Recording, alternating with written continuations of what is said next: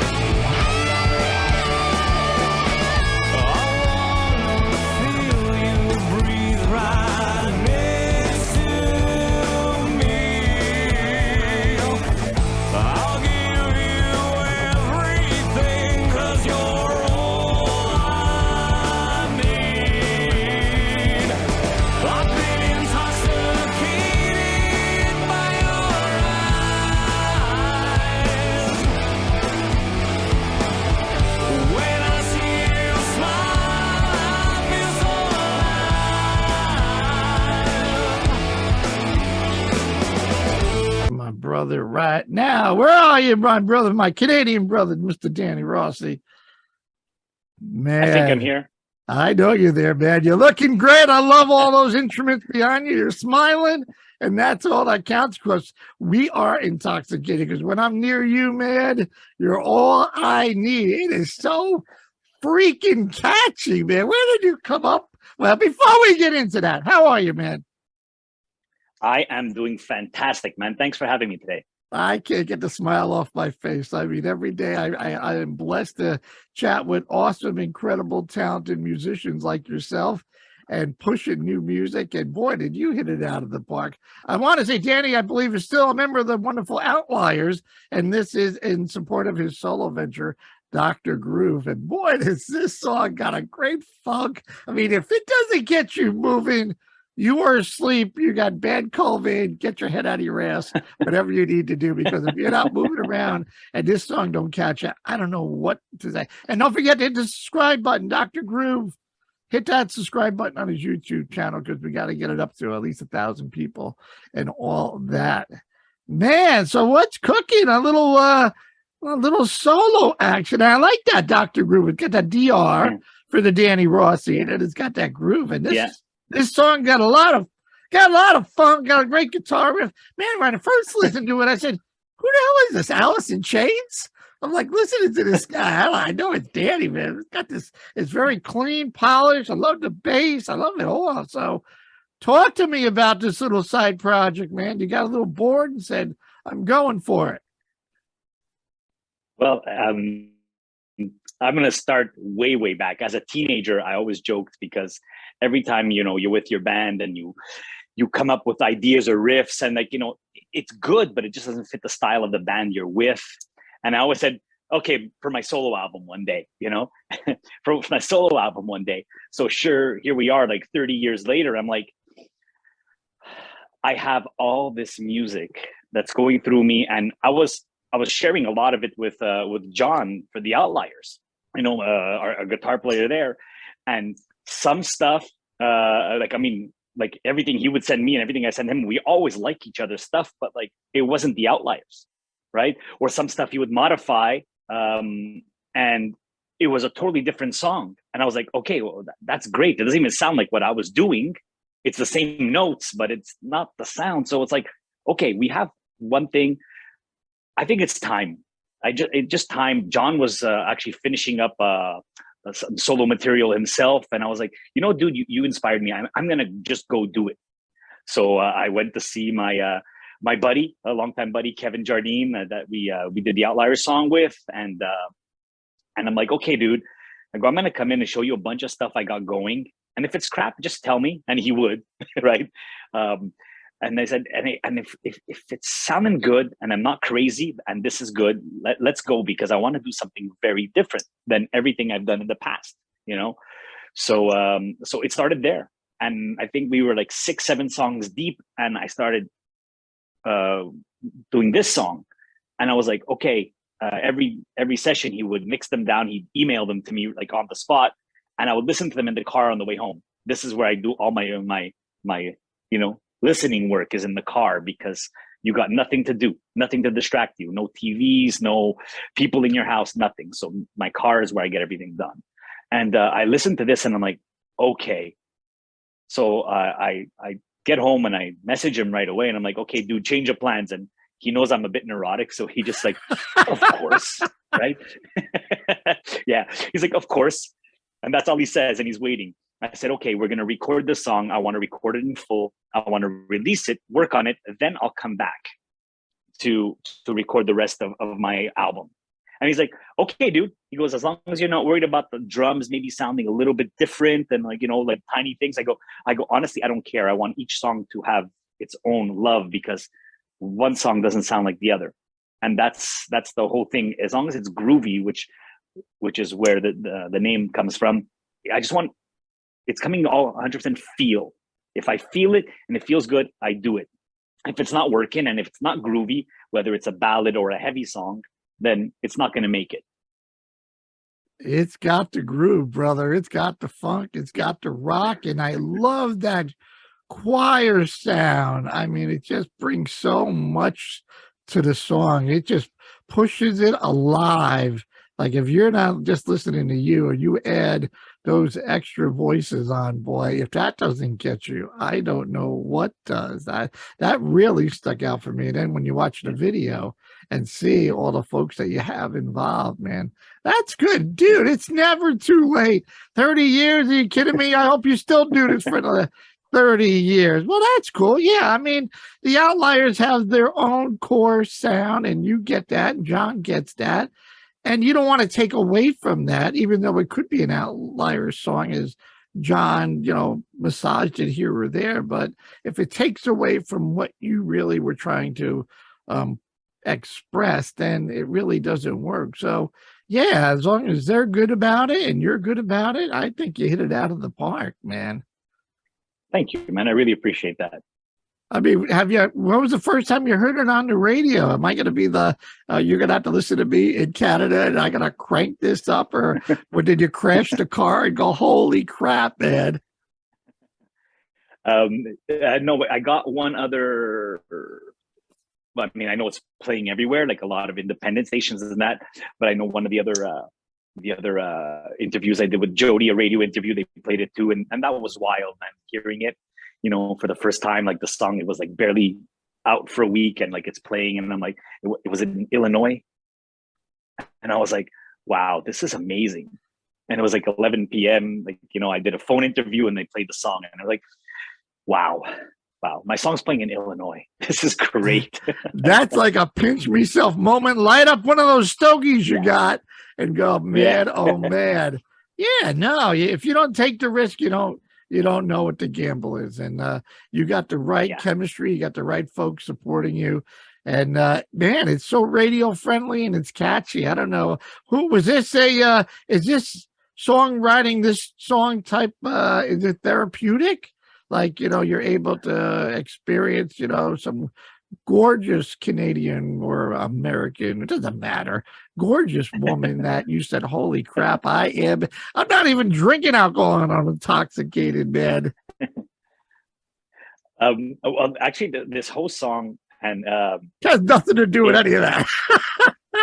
you know what? I think we discussed it last time. I like to write a little vague, and if the song is "You're in Love," awesome, go for it. This one here actually was a lot about just addiction. Addiction. It was easy to write Intoxicated and make it about booze, but it's just addiction in general. As a musician, somebody in the arts, we've all seen people struggle. Some people realize it when they're young enough and they say never again. Some people when they're older, because it's never too late, and some people just don't make it. And I have a few friends that have been in the program, and one or two along the way that didn't make it. So it meant a lot to write a different type of song, and it is a love song, but a love for alcohol and the struggle. Sorry, an addict has every day. Waking up and having to face a day going, that's what they want, but they know they can't have it. So I mean, the lyrics will mean something different to you now, as you hear my side of it.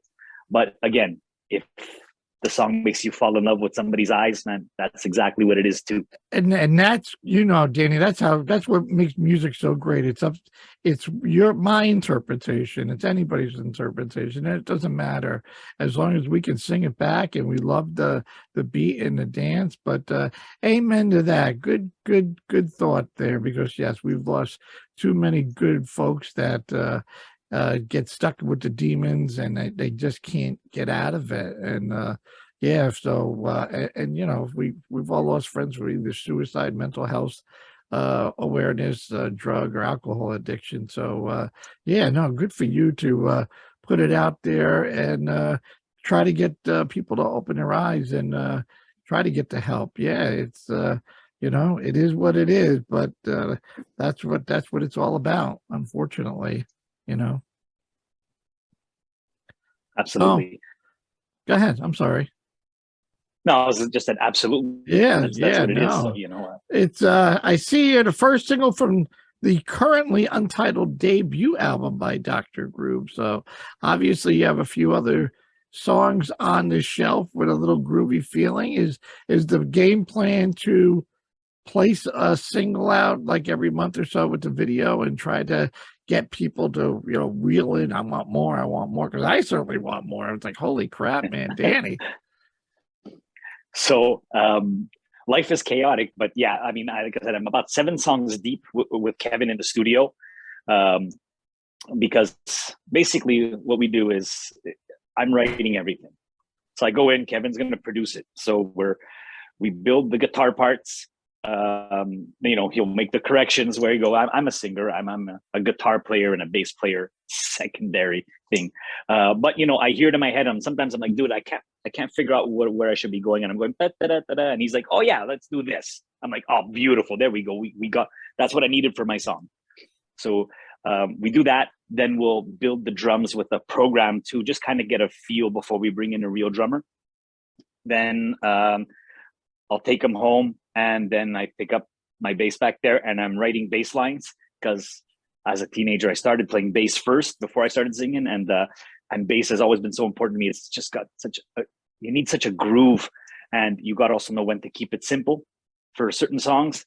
Let's say where melody is more predominant. So I do that, and then I start calling people who wants to play on my song, So, okay, you want to do a solo, and you want to play drums, and you want to play bass. If not, Kevin and I have been handling everything, So Kevin sounds like the real deal, as a very good producer with the right skill sets, a good listener, and knows how to add a little touch of the ingredients of what you're trying to get out there without overdoing anything.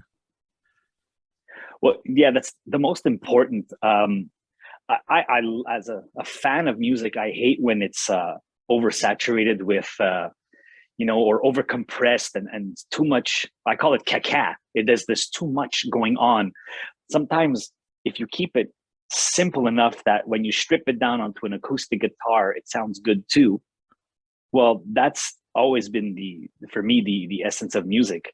you sit around the campfire with a guitar and singing, and it sounds amazing because of the musical melody and the vocal melody. And very organic, that's all you need. right? And very organic and raw, and you're hanging out. Yeah, because I mean, just when there's too much, it's like, oh Jesus, okay. And some of it's really good. Don't get me wrong, but it's like, it seems like it all kind of sounds the same. Like it's all molded the same way to get a sound to get to, let's say, hard rock radio. And I'm like, but I've been listening for 45 minutes, and I gotta swear, besides the voice, this is the same song. It's kind of crappy. Gotcha. Have you been able to perform the song live yet? No, but we will be. I hope so, man. Yeah, we will be at the end of October. We my good friends invited me to play a show, just a small set, for a Halloween party or something. And I'm like, well, I don't really have a band, but let me see if my boys and the Outliers want to do a show. So now we can do my song, we can do Outliers music, we can do John's solo stuff. And that's exactly what we're doing. Oh, it's perfect. Everybody gets a piece of the pie, man. What's wrong with that? That'll keep everybody going. It's a lot of fun. Actually, we're next week I'm going in to record vocals for the next Outliers track. Finally. Good. Yeah, we did the Light Me Up and Enjoy the Ride, right? That went off pretty well. So we got to have a follow-up on that coming up, right? You said in about a month or so? No, next week, next Monday. Oh, actually, I'll nice. be in the studio. Nice. Yeah, I know that you're a big bass player. I see that Dr. Feelgood. You're that. Did you read the Nikki book? I got it somewhere here. Did you get a copy of that Nikki book? Yeah, you must have. I have the Heroin Diaries. I have the This Is Gonna Hurt. Is there any other one? I don't think so, right? Is there a new one? I got some back here. The First 21. This guy. Oh, The First 21. Oh, yeah. I got that one too. Yeah. I couldn't put it down. I mean, I couldn't put it down. I thought it was pretty good. And I reached out to his publicist, and really, I tried so hard to try to get him, on the phone, whatever it took, just 10 minutes to talk about the book before the whole stadium tour. I mean, this was way before the stadium tour even kicked off, during the pandemic, while he was still hanging out with his family in Wyoming. I said, that's a pretty good book. I mean, it really opened my eyes to the whole story behind him. I thought it was good. Oh, yeah. Did you get to go to the stadium tour up in Montreal? They didn't come to Montreal. Oh, they went to Toronto, right? Yeah.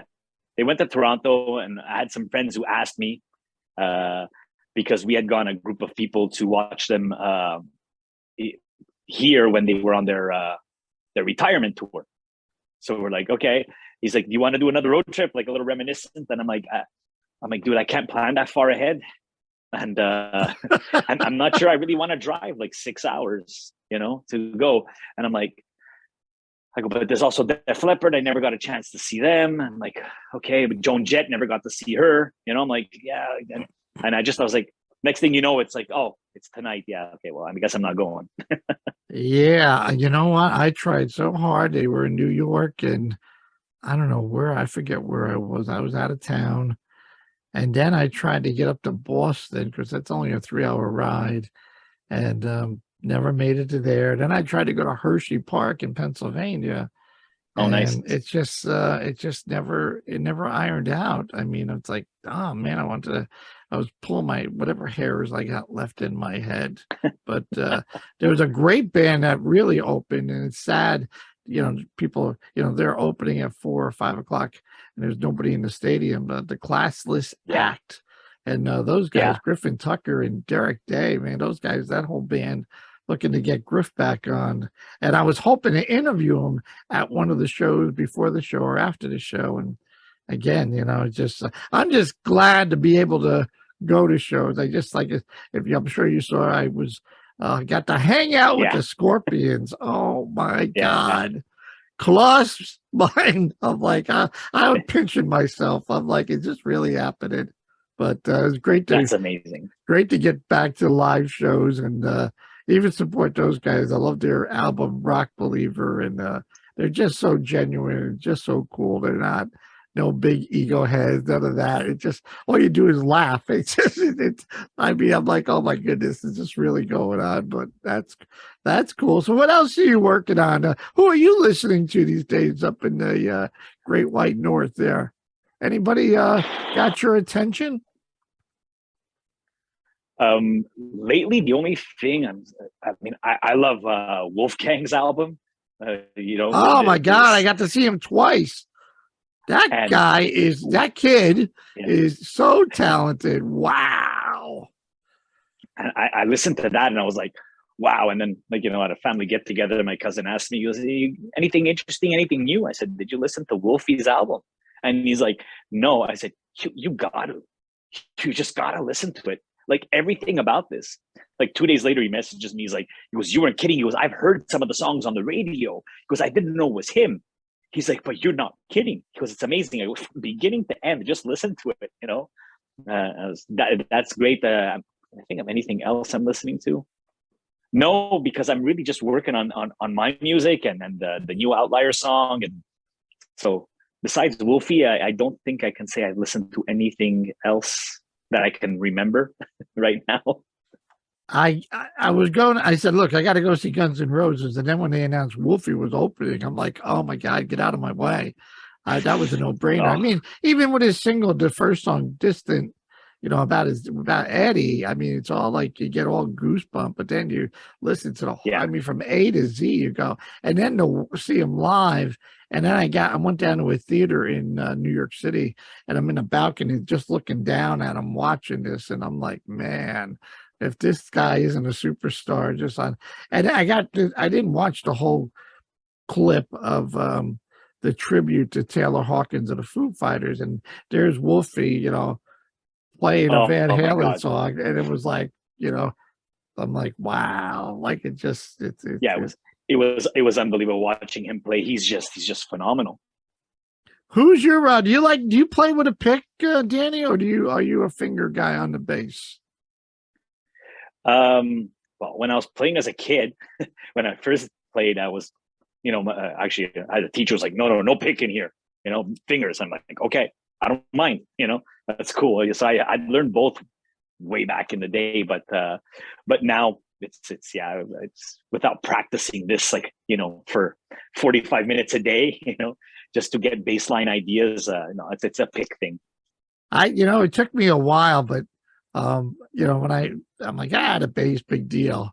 But now I look forward to hearing a track and listening to the bass, like your song here, Intoxicated, You're All I Need. You can hear it crystal clear, and it works really well with the song. And it's like I said, it's got a great groove. And when I listen to a track, I mean, I'm pointing my ears to really try to pick out the bass. And it's now that I'm not a musician or anything, I don't play anything, but it's addicting. I mean, now knowing some songs that are bass driven more than a rhythm guitar driven, I think of AC/DC, I think of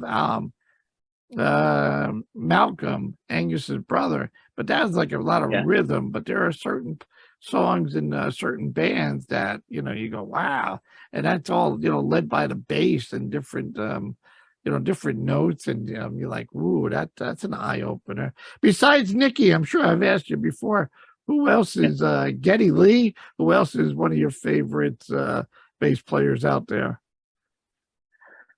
I would say John Paul Jones and Paul McCartney. Oh yeah, right. Paul McCartney. Yeah. Oh my God, John Paul Jones too. Yeah, I mean, those were and John Paul Jones.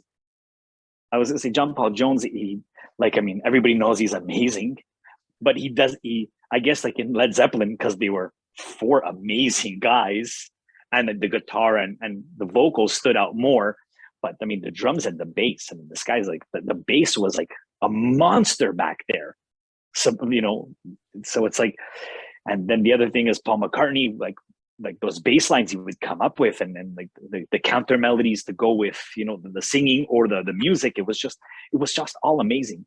And like I watched that Beatles documentary. It was long, but you see the creation of some of the stuff and where he goes with it, and it's like, wow, I can watch that stuff forever. Yeah. I got to see, I mean, 20 feet in front of me. When did I go down? The end of July. It was a charity event, and Stone Temple Pilots was the headliner. And I purposely sat in front of Robert DeLeo. And I met Robert. I met Robert at a show here. And everybody says, man, he's like one of the best. And it was I got to say, he's a tall guy. I mean, he's a beast on stage, which is huge bass. And I didn't realize he wrote a lot of the Stone Temple Pilots songs, or most of the hits back then with Scott and his brother Dean. But watching him I said to my buddy who was with me, I go, he was like one unit with the bass, and he's a big man. He's like almost doing the Michael Jackson, moonwalk, but he's not. But you could tell he was one with that bass. It was like, it was something that it was very special to see. And like I said, he's not a small guy, and he's, he takes a lot of big stage presence, but he's moving around, and and my buddy plays guitar, and he says, the notes that this guy is putting out, I mean, he says it's unheard of. He's adding notes on top of notes that you normally don't do. And we're both focusing on his playing and just watching him. And I never got that feeling. Maybe I'd never been that close, but I'm right on top of Robert a little bit, but he was able, watching him move. And it was just, every note he played for whatever song he was doing, it was like, wow. He was like part of that instrument. He was definitely part of that instrument. It was like, it opened my eyes. I got to say that. You know what I'm talking about. He's definitely underrated. Oh yeah. Definitely underrated, the bass player. Yeah, no doubt. Well, Intoxicated, you're all I need, man. I want more. I can't wait for more, man. I listen to it, I don't know, a couple times a day. I throw it on there. It's on a shuffle. And I'm looking forward to our chat. And I'm like, man, this is I like that Dr. Groove part. It's good, because there are a lot of guys out there, or girls, that are in bands, and like you mentioned in the beginning, a chance to express what you're thinking, that you've had in here for 30 years, that doesn't want to take away. Vivian Campbell, Joe Elliott, Phil Collin, all those guys at Def Leppard have different side projects that allows them to do what they want to do. But in the meantime, obviously, the bread and butter is Def Leppard, which, who's not going to give that up? But yeah, I watched Vivian Campbell in Last in Line. In Def Leppard, he's kind of supports Phil on guitar. In Last in Line, he's doing his own Dio stuff and doing his own thing. And it's good. It keeps practice, right? Compared to you could sing anything, I'm sure. But you're taking different songs, and these are your babies as well. So it's all good. Yeah, it's definitely interesting, because I never had to think of guitar parts or transitions in songs this much before. Oh, bass line, the bass has got to be good. And it's like, okay, like there's so much to think about. And I remember Kevin looking at me, he goes, okay, now we got to think of like a second guitar riffs. I'm like, wow. I wrote the main guitar riff. I wasn't really thinking about a second guitar riff. Yeah. I'm like, what if it just so now the brain is going. It's a lot of work, a lot more work than I thought it would be, but I don't mind. But I was like, okay, if, like, for example, for Intoxicated, I was like, we're both trying to think. I said, why don't we just keep it simple? Let's have the guitar support that bass line, because I really want the bass line to stand out during the chorus. So that's what we end up doing, just adding that part there to just kind of boost the bass. How important was it? How important was to bring those other vocal tracks, those other people? What were you thinking by bringing them on board? Okay, so again, because I'm neurotic and I make Kevin laugh, I'm like, okay, dude, guess what? I need a gospel choir. And he's like, he looks at me, and I think for the first time ever, he went, okay, because he knows there's no saying no to me if it's a good idea, and I'm stubborn, and when I want something, I get it. So, so he basically how this ended up happening is that my first rendition of the song was called "You're All I Need." It wasn't even called "Intoxicated." I literally had 2 lines, and they were both "You're All I Need." That was my chorus. I really wanted to emphasize the struggle. And he looks at me and he's like, okay, dude, your chorus was, you need more lyrics. He goes, actually, as a matter of fact, he goes, you need to change your chorus. You need a busier chorus for this song. And I'm like, because my verses end in "You're All I Need," and then I'm singing "You're All I Need" 2 more times. It was so empty. But I had this minimalistic vision for the vocals in this song. And I was like, I already knew this was coming. I felt it, right? Because I've been working with Kevin so long. But I literally got in the car, was driving home, again, listening to the song, and it just hit me. And these were lyrics from another song I was writing. Then I just had to modify them again, because actually I had 2 or 3 songs I really wanted to get intoxicated into a song. And it wasn't complete in these other ones. So now I've scrapped 3 songs to complete this one. And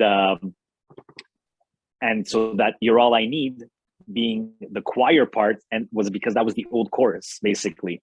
And I was in contact with somebody to get a real gospel choir.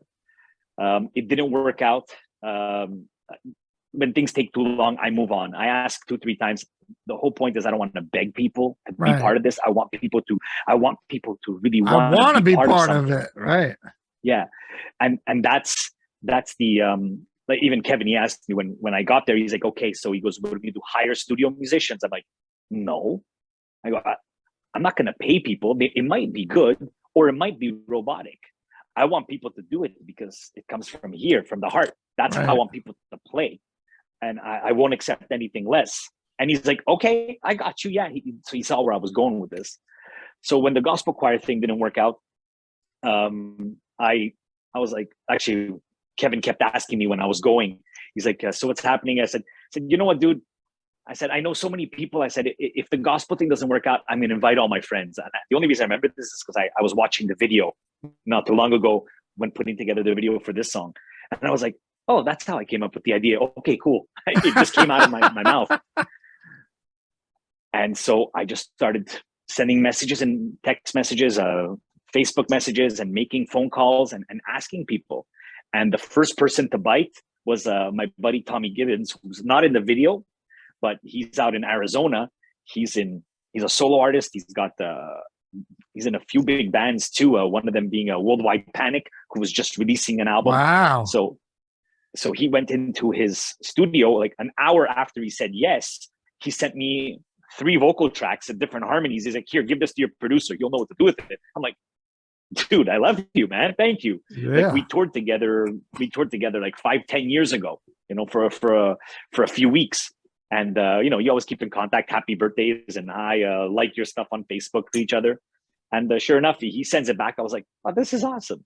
And then I just kept asking more and more people, singers, people who are musicians or backup singers in their band. The drummer who played for me also sang on this song because he's a multi-instrumentalist. So I was like, okay, to the point where, oh my God, now we have too many people. So I had to actually even tell a few friends, okay, sorry guys, we're full. We don't need any more voices. And that's basically how it happened. It made a big difference. I think it makes a big difference. It really just brings it to the full life of the song. I like that. I love great vocals. I love great harmonies. And I like it, maybe I'm a little neurotic. I like a song when it almost ends and then it picks up again.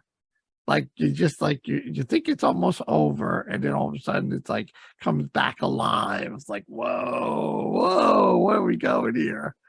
Oh, all good. Well, yeah, for the flow of the song, that's exactly what it does. Like you think, okay, the song is just going to end with the chorus we've heard twice already, but now I punch you in the face with something a little extra, yeah, right after the bridge, and and I couldn't have asked for a better flow in the song, and an explosion at the end that people probably weren't expecting as you're listening to the beginning of the song, right?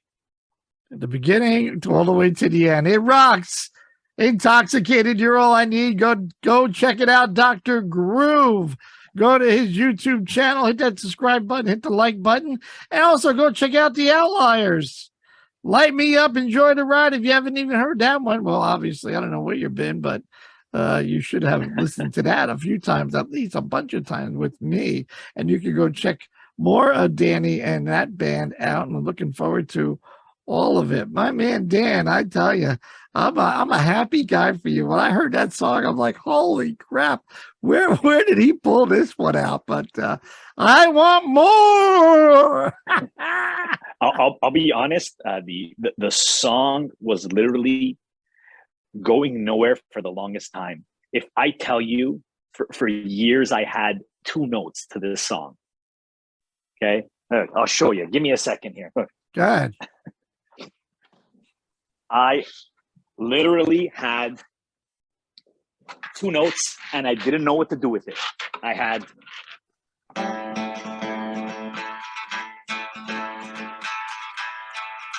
that's all I had. Oh, And it wasn't going anywhere. And then one day I went, oh, wait, I got another note. And I was playing that for a few weeks. Wait, hit the like, record button, right? Before you even play, you're hitting the record button all the time. Where I'm sitting now is usually I stand, but facing the amplifier. Right. And I have my phone up here and my speaker. And, I record everything. I record it visually so I don't forget anything. And sure enough, like one day, I don't remember if I was listening to like Led Zeppelin or Greta Van Fleet, who has a very Led Zeppelin-y vibe. And I heard something with a riff and then an open chord. So that's where I ended up going, okay, AGD, that's my song. Right? So, and it went from there. It went from there and I was like, okay. And then the verses came along. I was like, oh, how about just some simple blues chords? And I was doing the simple blues chords. It was just all came together real quick. Now I had the song, and I swear the lyrics were done in about 3 minutes. Besides the change of chorus later on, a few months down the road, but 3 minutes, all those lyrics spewed out of me. That's crazy, man. And it looks like you're having a lot of fun. That showcases on the video.